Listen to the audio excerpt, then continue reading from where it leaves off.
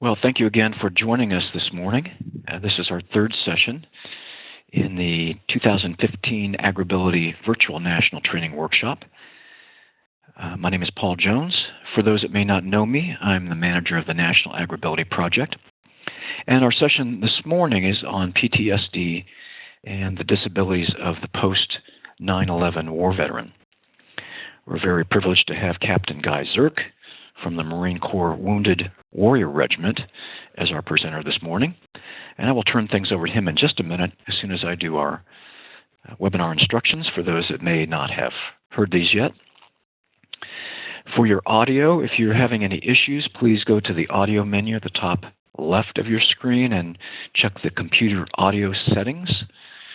We ask that you not activate your camera. So if you have a little camera icon next to your name on the participant list, please click that so it's not showing.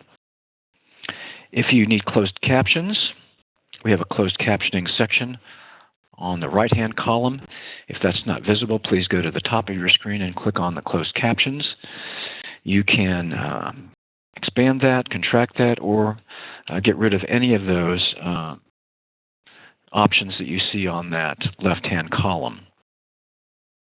You can also contract or expand the size of that left-hand or right-hand column by dragging along the border between the column and the presentation, if you would like to change the size of that. For questions about the presentation, you have two options. You may enter questions into the chat window, and you have to expand that in order to see that. If you don't see the chat window, you can click at the top of your screen on the right. It says chat. When it says send to, you need to make sure that everyone is chosen. That's your only option. Everyone, you do have to have that chosen, and you also have to click the send button in order to send that chat. Also, during the question and answer period after the presentation, if you have an audio device and would like to ask your question verbally, simply click on the raise hand icon to the right of your name, and we will unmute you so that you can ask your question verbally. We will have our poll questions at the end and give you an opportunity to share any comments. We are recording the session, and we'll be archiving it on our website. And if you have any technical issues, please try to use the chat window, or if you cannot for some reason, we will be monitoring the AgrAbility at agrability.org email address. Finally, any potential issues we've had in the past, if you're hearing things but not seeing slides advanced, make sure your computer is still awake. If we get disconnected with our presenter for some reason, please hang on and we will reconnect as quickly as possible. And if you happen to be disconnected as a participant, please just log in again. Some of you may not be familiar with AgrAbility. We are sponsored by the U.S. Department of Agriculture, and our focus is accommodating issues of disability in agriculture. Every AgrAbility project partners the land-grant university in the state with at least one nonprofit disability services organization, and there's one national AgrAbility project led by Purdue's Breaking New Ground Resource Center. Currently, there are 20 state projects around the country. The partners here at the national project include Goodwill of the Finger Lakes, the Arthritis Foundation Heartland Region, University of Illinois Urbana-Champaign, and Colorado State University. If you'd like any more information about our program, if you'd like to see any archived webinars that we have, or check out any of the other resources that we have assembled over the years, please visit our website at www.agrability.org. At this point, I'm going to turn things over to Captain Zerk for the body of our presentation, and then I will return during the poll and question and answer period.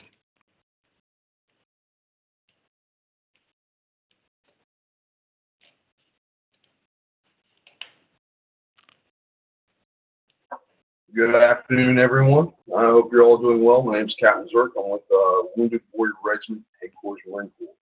My billet and titles has me assisting Marine veterans as they transition from active duty to the civilian sector. I cover geographical areas in Indianapolis, out to Pittsburgh, Cleveland, Toledo, and of course most of northern West Virginia, down to around the Cincinnati, Huntington, and Charleston area. With this, my background: 22 years in military service in September, 3 combat deployments, and was wounded myself on my last 2. I had a privilege of working with over 700 Marines since being in this billet, and just have a big passion for this.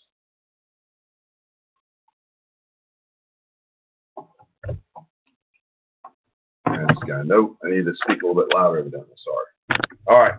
So on with the presentation. So this is my first picture outside the wire in March, Afghanistan, November 26, 2010. November 5th is what in the military we call our anniversary date, or in the veteran community, anniversary date. November 5th was the day that I was wounded when we came under attack from enemy forces initiated by an IED and small arms attack. I lost a good friend of mine, Staff Sergeant Emmerich, that day. Because of my injuries, I was placed into a limited duty status, and this is my first time outside the wire.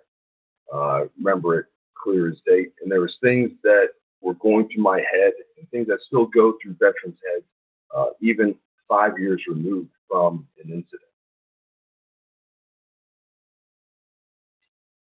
So what we're going to try to do today is I'm going to try to help you understand the invisible wounds, more so PTSD and post-traumatic stress disorder than traumatic brain injury. However, PTSD and TBI symptoms do have similar symptoms.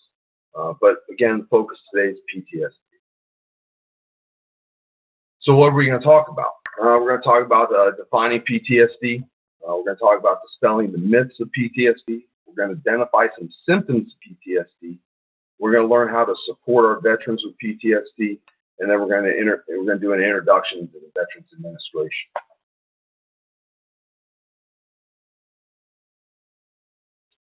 So what PTSD is not? It's not a psychotic disorder.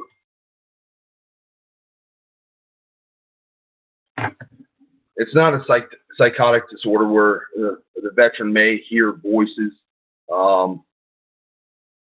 and it's not that they believe that they're being controlled by anybody. It's not a cognitive disorder with loss of memory or inability to learn.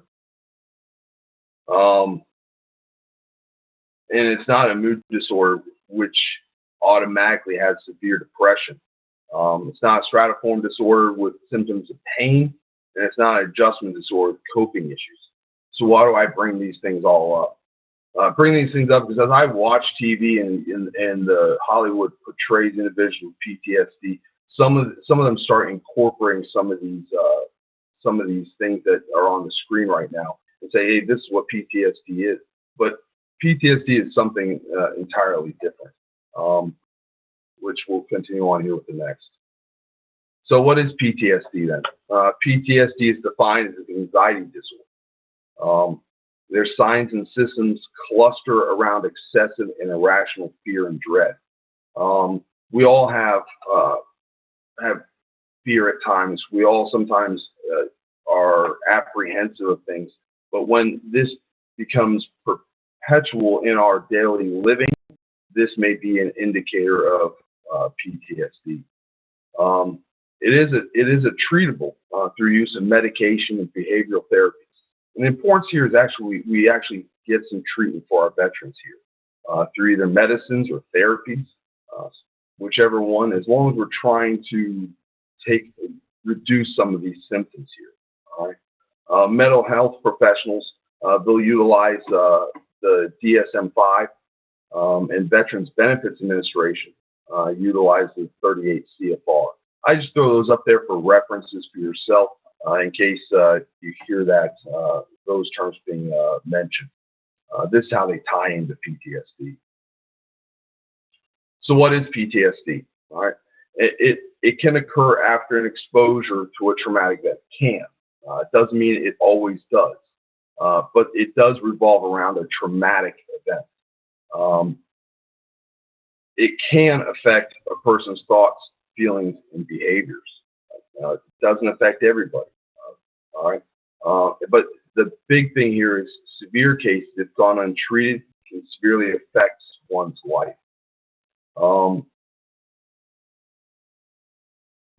These areas where, and this is why it's so important to actually get care for our veterans, but also why you're all participating is for the purpose of actually understanding what PTSD is and being that strong support network for our veterans.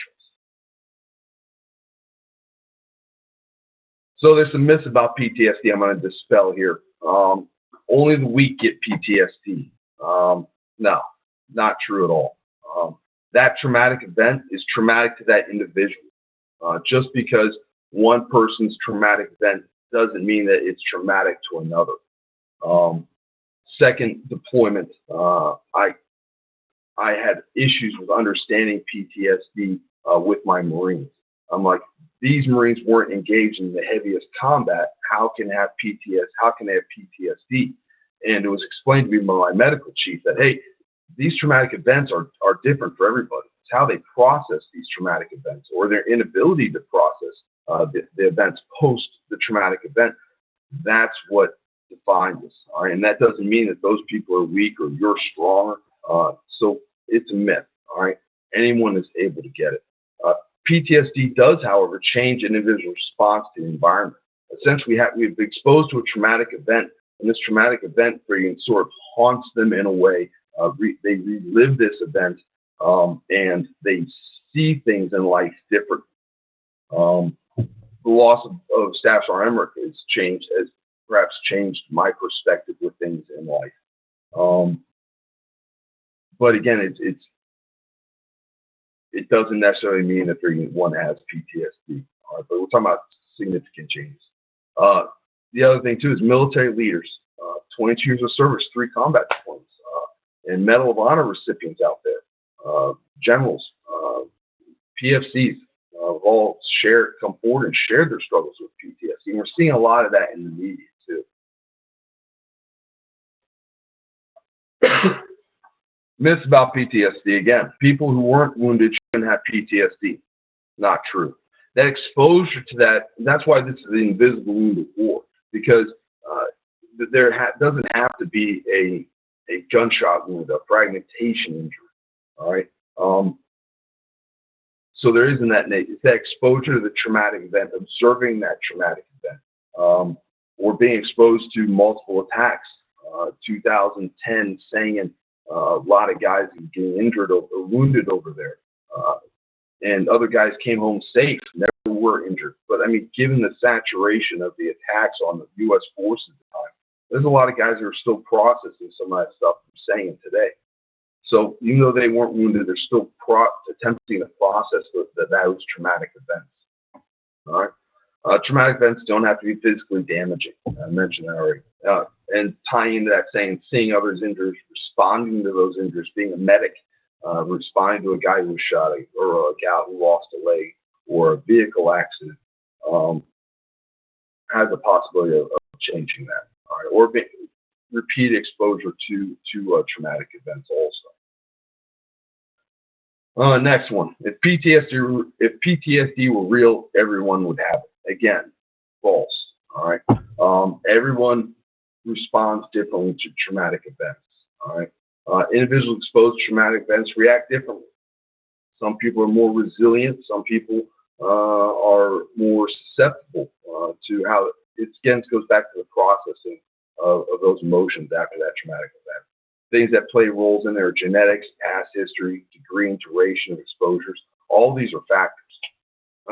Again, these are things that one would learn when working with a veteran. Treatment doesn't work. Completely false. I can't stress that one enough. All right. There's so many different treatments out there. All right. And medications that have been proven to reduce these symptoms. All right. So you have a veteran who says, "Oh, I went to the VA or I went to this doctor and and we didn't get along." All right. That's one doctor. That's one instance. So down below that, we have some different programs that are out there that I've seen work with my Marine veterans.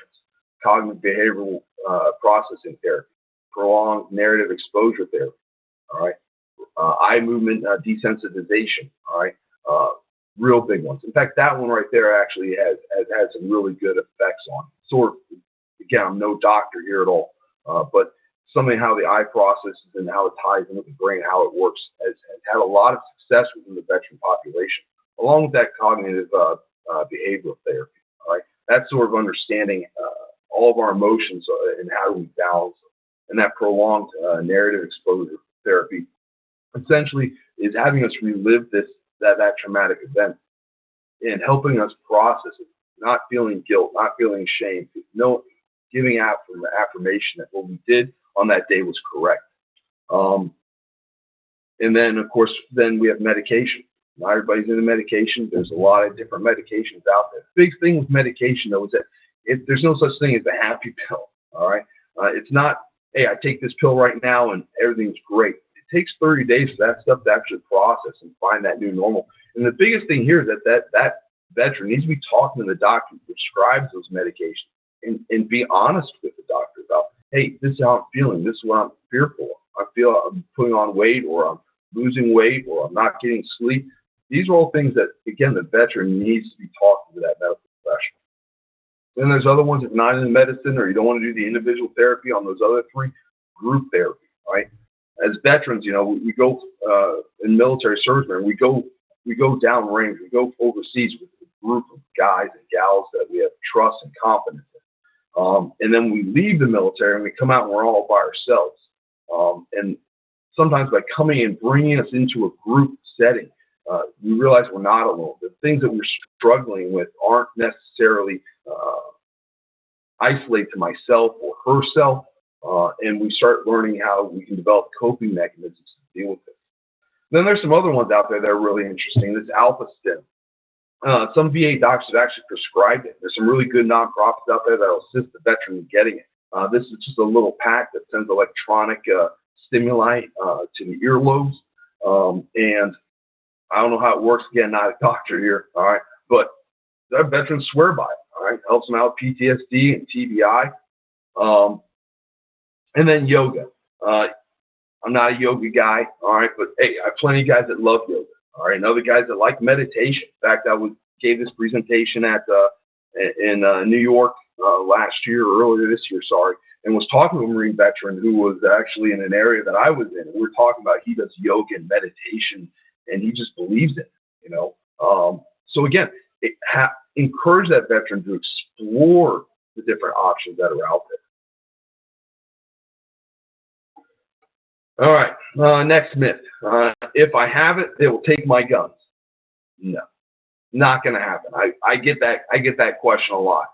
I'm going to make it real simple here. It's only if an individual is deemed incompetent, and there is a whole bunch of things that need to occur for an individual to be deemed incompetent. Okay, I bring this one up because it's a big thing. Okay, with veterans, they're like, I don't want to get help because they'll take my guns. No, they won't take your guns. It could happen if you're not getting treatment, you get worse, and then you're deemed incompetent eventually. Then that could affect you. But no, getting treatment or seeking help is not gonna lose those rights.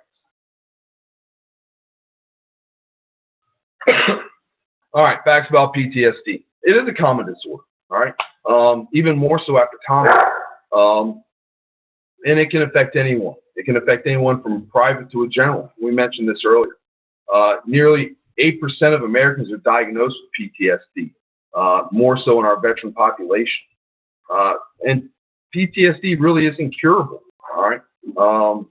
It is treatable, though, all right? And there's many different options, which we talked about earlier. I mean, if someone can create a magic pill that takes away PTSD, that'd be awesome. All right, indicators of PTSD. All right. This is going to go further on later on when we're talking about establishing baselines. All right, actually getting to know the veteran. All right. One of those things is they come home from active duty service, they come home from a deployment, and they just seem to be different. If they seem a little bit different, and this is where we say, hey, how are you doing? What are you thinking about? How are things processing? Not being afraid to, engage them. All right. And it's more than just having a bad attitude. It's constantly being in that funk where they just don't seem to relax. Okay, we all have bad days. It doesn't matter if you're in combat or non-combat, working on a farm. We just have bad days. Right? But if this thing becomes perpetual, and you see this, all right, this is where it can start leaning towards the PTSD aspect.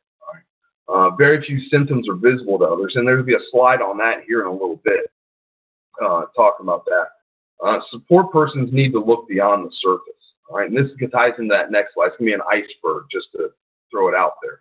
But you need to look beyond the surface, establish that relationship, that trust with that veteran.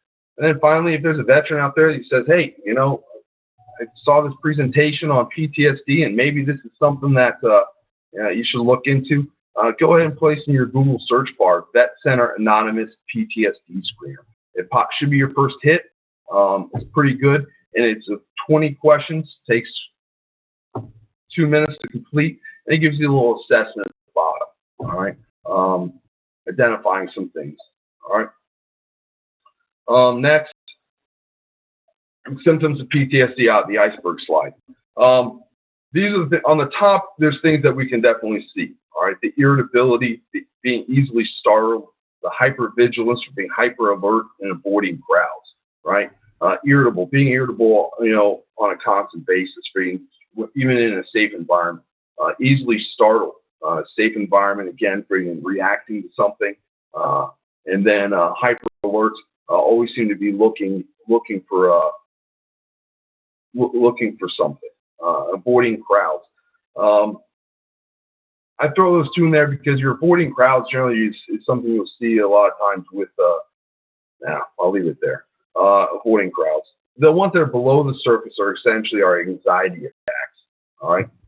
Our disassociation with loved ones, with friends, nightmares, strong reactions to triggers, right? Where something goes bang and they respond to it, and then they just don't seem to come back being normal. Like they seem to be uneasy for a while until they resettle and they process it. Fatigue, avoidance of things, fireworks, stuff like that. Not saying fireworks if you don't like fireworks, I don't like them either, but avoidance of things that we actually used to enjoy. All right, you have a guy who like to hang out with friends at a quarry and go swimming and doesn't want to go out there anymore. That's something to be looking into. Insomnia and poor concentration. All those that start from anxiety and working your way down that list of poor concentration. The only way you're really going to determine these things or see these things is if you have that relationship with the veteran, all right, talking with him or her, and listening to it. PTSD untreated can lead to a lot of things, though. Substance abuse and self-medication. All right, I see it. I see it a lot. That substance abuse and self-medication. Essentially, when they went through this traumatic event and things changed internally, they want to find that new normal, but they can't find it because they're not seeking treatment, they're not seeking care, or they're not finding a confidant. So they use something to try to find the new normal, to take away that pain. Anger management issues, all right? Starting to feel that people don't understand them, that the little things that seem important to them aren't always important to other people. Loneliness and isolation. This is where they start retreating. They're like, hey, no one understands me. I lost my job. I don't have anybody to hang out with. I don't have anybody to talk to. I'm an anomaly here. I'm broken. This starts leading to that isolation, that loneliness and isolation. And then severe depression, ideations of harming oneself. PTSD does not lead to suicide, all right? But by going untreated, it can lead to other things that can cause an individual wanting to harm themselves. How can you support? I use this phrase right here, and it can apply to any branch of service or any veteran. All right, a Marine needs to want help in order to get help. It's that simple. All right, we can do all the work we can do for a guy. We can do everything, bend over backwards, and introduce him to the right people and help him out with appointments. But if they don't want the help, it's going to be hard for that Marine to get better. All right, So how do we get that Marine to want to get that help? We need to know our Marine, right? We need to establish a baseline. Okay, he's a little bit. This is his normal. He doesn't. And then there's things, again, going back to what I referenced earlier, was anniversary dates. Sometimes those anniversary dates can be triggers for us. Okay, so take those into consideration when interacting with them. Or just checking on them on those dates. Give your veteran the benefit of the doubt. Many people out there, they're like, oh, he's broken, he can't do anything, or she is just not able to comprehend. Give them the benefit of the doubt. Listen to what they have to say. Believe what they're saying is true. All right. Help them understand how their perception fits into this situation at hand. All right. This primarily applies to trying to navigate the Veterans Administration. Know the symptoms of PTSD and don't be afraid to ask. Don't be afraid to ask. Hey, webinar clients, I notice these things. Are you doing okay today? And if you respond to a yes and a no, or, ask those opening questions to try to draw something out. Again, we're going back to establishing a baseline. And then encourage your veterans to seek help and be available. A lot of guys, they really don't start getting help until things start spiraling out of control. They might lose a license for a little bit. They might need help getting to a VA or a doctor's appointment. And if you're capable of helping them, help them out. All right. There's programs out there that provide rides for veterans if needed. So having access to care even in rural communities is very possible. Things to avoid. All right. Working harder than the veteran you're supporting. If you're doing all this work for them, trying to help them facilitate care, and they're not doing anything to pull themselves up, then you're going to start experiencing some burnout. All right, and that's going to be difficult for you to continue assisting. The other thing too is acting like a counselor or therapist. Again, I'm no doctor. Regardless of how many times I've deployed or how many veterans I've worked with, or Marines I've worked with, served with, I let the professional head shrinking counseling therapist stuff happen with professionals. All right. Don't ignore problems. Hold them accountable. All right. They mess up for a day. They come in a little late for work. Say, hey, identify. Hey, you came in late today. Would you like to make up these hours? Hold them accountable. All right. Leaving a veteran alone when suicidal. You would think that would be common sense, but not always. Dealing with someone who says, hey, I'm just not feeling good. I don't know if I really want to continue. It's scary for you to process. There's plenty of programs and stuff out there. The biggest thing here is that if someone shares with you that they want to harm themselves, you need to stay with them, keep them safe, all right, and alert the proper authorities and get them the help that they need. It can be as simple as a 911 call. A lot of law enforcement, EMS personnel receive specialized training for veterans. Discussing your veterans issues. All right, talk to them. Hey, what issues are you facing? Get to know them a little bit. Discussing your veterans issues. No, hey, I'm helping out my veteran Bud Smith. I don't go and tell Paul about what Smith's having issues with. All right, we keep that stuff personal. All right, between you and the veteran. So this is a lot of times why the warrior care system and veterans sometimes get lost here. All right. This is something I actually created to try to understand how to navigate the Department of Veterans Affairs, the DOD, Social Security Administration. So it's pretty complicated. So you take a guy who has PTSD and possible TBI and some other issues. You're like, hey, here's the system. I want you to navigate it. There's your help. Go get it. I sometimes get lost at it too. All right. So what I did was I want to throw it out there just so you understand the complexity of the VA, all right, or the organizations. Navigating the VA though here, all right. So it's very simple, all right. You have the veteran on the left-hand side, all right. Underneath the veteran, we have programs and entities that assist. You have the Department of Defense Wounded Warrior Regiment here to help Marine veterans. AW2 program for the Army, the Air Force, and the Navy all have subsidiaries too. And then we have nonprofit organizations, Wounded Warrior Project, Semper Fi Fund, Got Your Six. There's a million out there, all right? There's federal organizations, Department of Labor, Social Security Administration, DFAS. I mean, of course, throughout the USDA, they're launching some great stuff too. And then there's state programs too.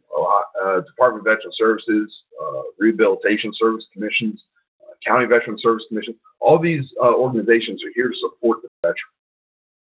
However, to help the veteran actually navigate the VA, there's entities out there called VSOs, Veteran Service Organizations. These are affiliated with Department of DAV, Disabled American Veterans, VFWs, Veteran of Foreign Wars. Wounded Warrior Project has aspects of this, Paralyzed Veterans of America, or your County Veteran Service Commissions. Essentially, Google VSO and it'll pull up the list. Biggest thing here is that VSO, essentially the veteran signs a power of attorney with the VSO, and the VSO essentially helps that veteran navigate the VA, the Department of Veterans Affairs. So what's comprised of the Department of Veterans Affairs, that previous chart? There's three large subsets, Veterans Health Administration and Veterans Benefits Administration, and there's Funerals and Services. We're not really too worried about that right now. The Veterans Health Administration, that's our doctors, our where we get our meds from, our physical therapy, our occupational therapy, our speech therapy, all things which actually can help individuals with PTSD. And then we have our Veterans Benefits Administration at the bottom.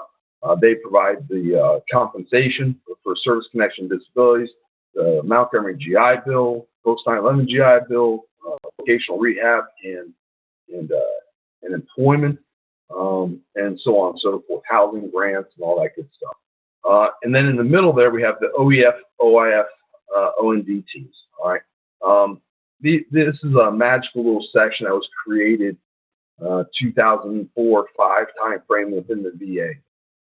There's specialized teams that provide care for our Iraqi and Afghanistan veterans. They're comprised of a program manager, case managers, registered nurses, and transition patient advocates. They sort of can serve as a conduit between the VHA and VBA. They primarily work under the VHA side of the house, but they have good work, on most cases, have good working relationships with VBA personnel also. They also have their own, some of the large VAs have their own primary care teams, internals. I would say that that's probably the best place for an Iraq and Afghanistan veteran to go to and actually talk to someone. And that point of contact would be a TPA. Again, easily Google search away at it. It'll pull up your geographical area and even the numbers and the names of these individuals. I'll go back actually.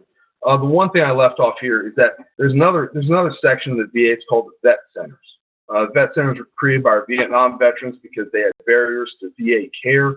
The vet centers work under the VA umbrella, but are independent of the VA. They provide a lot of the mental health aspects for veterans, and they're comprised all of their staff are veterans, which sometimes makes a big difference when you have a guy who says, "Hey, I need to talk to a veteran to understand my veteran's issues." And those vet centers aren't as many as there are VA medical centers, but great resources. They have non-standard hours. They have outreach programs. Great entities to refer Marines or veterans to. So that pretty much concludes my presentation. I put my email address up there and my government BlackBerry.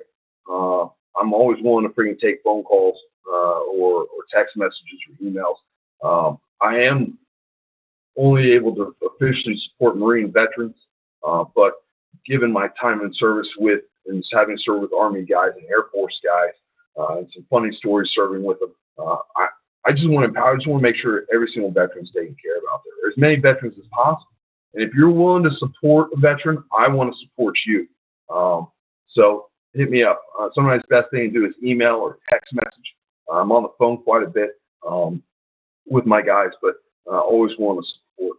For Marine veterans, though, if you were looking for, hey, want to call in and try to see what type of resource in your geographical area, we man a call center at Headquarters Marine Corps Wounded Warrior Regiment. It's open 24/7, Thanksgiving and Christmas, and there's our number. And then, of course, if you're always looking for some more information on Wounded Warrior Regiment, some of the other programs, benefits, fact sheets, woundedwarriorregiment.org is our regimental site. That's some really good cheat sheets, PTSD, TBI, so on and so forth. So actually, I'll finish up here real quick. Since you all have access to the PowerPoint here, I hope. Here's some stuff here on how to talk to a veteran. All right, thanking them for the service and asking how they're doing, not being judgmental. These are just simple points just to look at, interpret them how you want. Next one, how not to talk to veterans. All right, sometimes it needs to be put out there. Veterans outreach programs out there. There's a list of them. There's your VSOs on there. Educational institutions, job fairs, CBOX starts breaking down. And then continue, DHA, DBOX, and all these other organizations that are out there to support our veterans. So that's it for me. I hope you enjoyed this presentation, and I'm handing it back over to Paul. Thank you very much.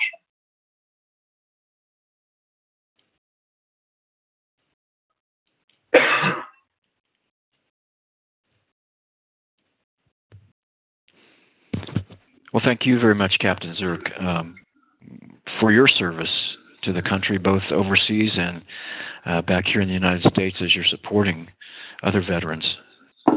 We appreciate your time and your expertise, your firsthand expertise in addressing these issues. Right now, we've got a couple things going on. I'm going to do our quick poll questions. And while we're doing that, we'll be collecting questions from the chat. If you would like to ask a question, you can type that in the chat box and make sure you hit enter. And also, if you would like to just ask a question verbally, please use the raise hand icon, and we will unmute you so that you can ask that. Right now, let's go to our polls, and I will open the first one here. Simply asks about your affiliation. If you could let us know your main affiliation. You need to click on the radio button that's most appropriate, but then down at the bottom, on the bottom right, you need to hit the submit button, or we won't be able to see that. So you got to do two things, 2 clicks there.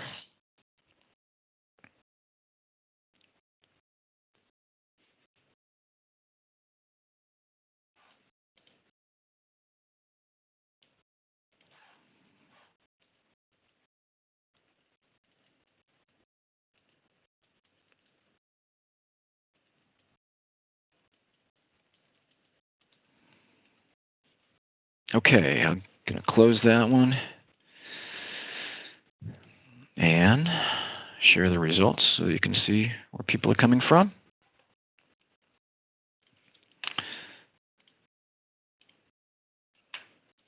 As soon as I save my results.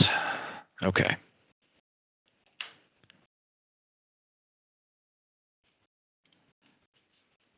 Next asks about the information that was presented today. Could you let us know, please, if that information met your expectations and was helpful to you?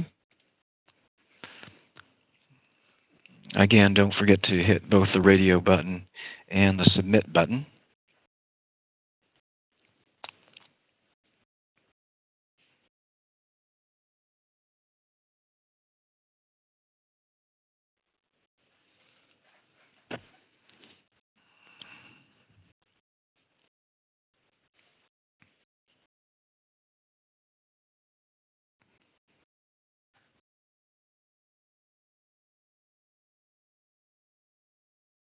Give you a couple more seconds on that.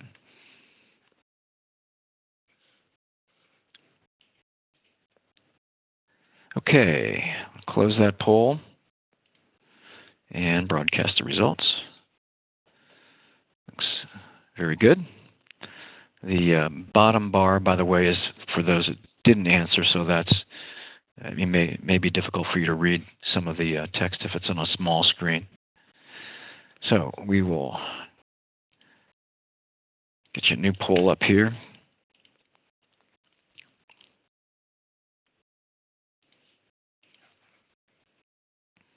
Sorry, it takes me a second to receive the results.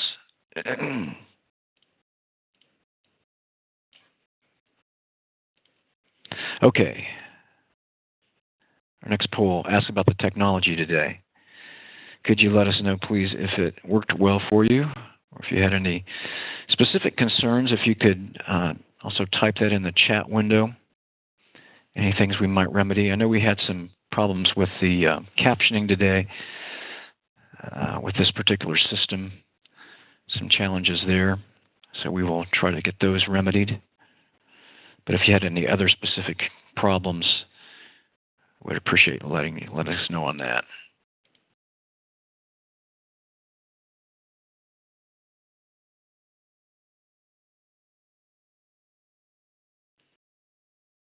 Give you a couple more seconds on that.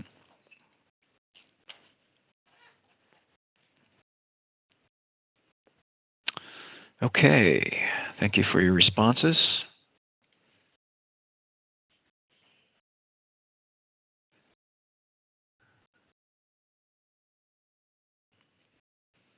We have one more question, just simply asks, based on today's session, would you attend another in this series? And I will open that as soon as I'm able to close this one. You can see the poll results from the last one there.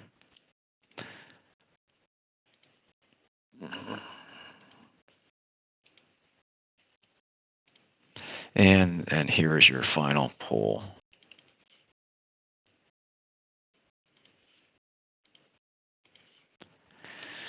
Based on today's session, would you attend another session in this series? And speaking of other sessions, this afternoon we're going to be talking about wheelchairs for agricultural use from Ohio AgrAbility. We hope you're able to join us at the same URL. Tomorrow morning is a discussion about secondary injuries with Ed Bell, farmer from Indiana with a disability. And then tomorrow afternoon, carpal tunnel syndrome. So just another couple seconds, we'll close that poll, share the results.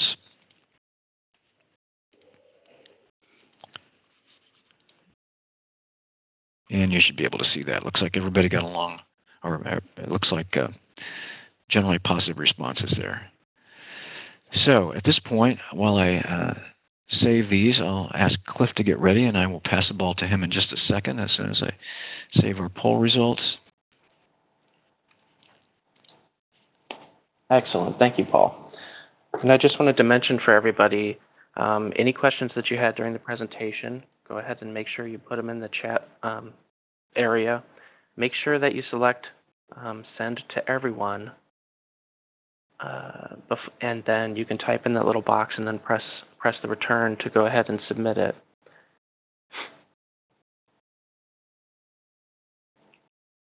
And I will be putting questions on in the order that they're asked. So if you raise your hand and we don't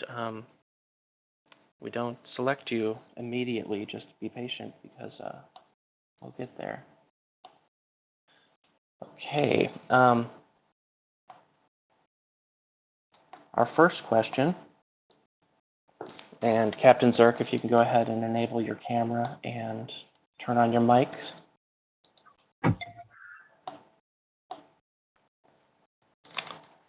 Our first question is, do you have recommendations for non-veterans trying to work with the VA? It's sometimes hard to get a foot in the door. Ooh, all right, working with the VA. There's always volunteer services. Most of your VA medical centers will have a volunteer office that you can volunteer at. Vet centers sometimes provide means to work with. At the same time, also, nonprofits sometimes are great organizations to get tied in with, volunteer with also. So I guess the question is, have you tried actually going into a Veterans Medical Center and talk to volunteer services. Okay. We've only had one more question submitted, so I'll go ahead and I'll put that on now. Are you familiar with the PTSD app from the VA? If you're talking about Blue Button, yes. Blue Button is an app that can be downloaded. Generally requires a premium account with e-benefits.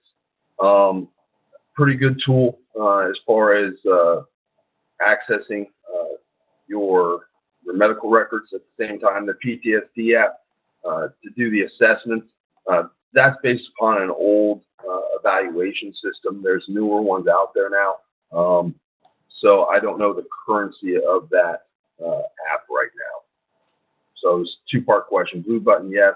PTSD screening app, it's a little outdated.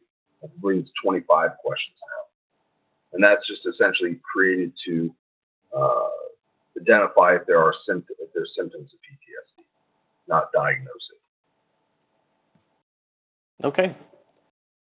Well, those are all the questions, and there was nobody who raised their hand. So thank you very much, and I'll go ahead and hand it back over to Paul.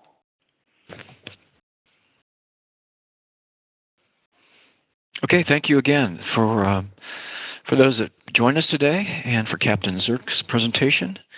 We appreciate everyone's participation today. If there are no other questions, we will say goodbye for now and hope that you will join us again today at 3 Eastern Time or tomorrow at 11 or 3. Thank you again.